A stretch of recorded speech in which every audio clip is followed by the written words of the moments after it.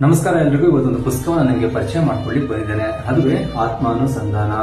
ಉಷಾ ರವಿ ಅವರು ಬರೆತಕ್ಕಂಥ ಈ ಪುಸ್ತಕವನ್ನ HSRA ಪ್ರಕಾಶನದಿಂದ ಇದನ್ನ ಪ್ರಕಟಿಸಲಾಗಿದೆ. ಈ ಕಾದಂಬರಿಯ ವಿಶೇಷತೆ ಏನಪ್ಪಾ ಅಂತಂದ್ರೆ, ತಂದೆ ತಾಯಿಯನ್ನ, ತನ್ನ ಕುಟುಂಬವನ್ನ ಬಿಟ್ಟು ಬರುವಂತಹ ಕಥಾನಾಯಕಿಯ ಜೀವನ ಕುರಿತಾದ ಕಥೆ ಇದು.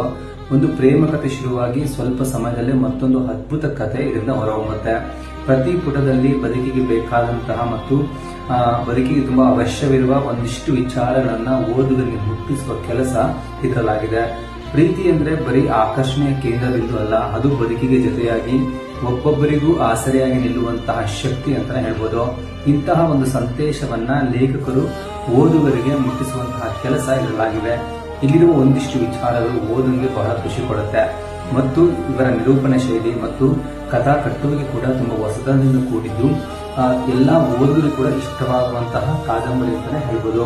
ಇದರಲ್ಲಿರುವ ಪಾತ್ರಗಳ ಕಟ್ಟುವಿಕೆ ಮತ್ತು ಪಾತ್ರಗಳ ವಿಚಾರವಂತಿಕೆ ತುಂಬಾ ಸೊಗಸಾಗಿದೆ ಅಂತ ಹೇಳ್ಬೋದು. ಹಾಗಾಗಿ ಎಲ್ಲರೂ ಕೂಡ ಈ ಪುಸ್ತಕವನ್ನ ತಪ್ಪದೆ ಕೊಂಡು ಓದಿ ಅಂತ ಕೇಳ್ಕೊಳ್ತಾ ಇದ್ದೀನಿ. ನಮಸ್ಕಾರ ಎಲ್ರಿಗೂ.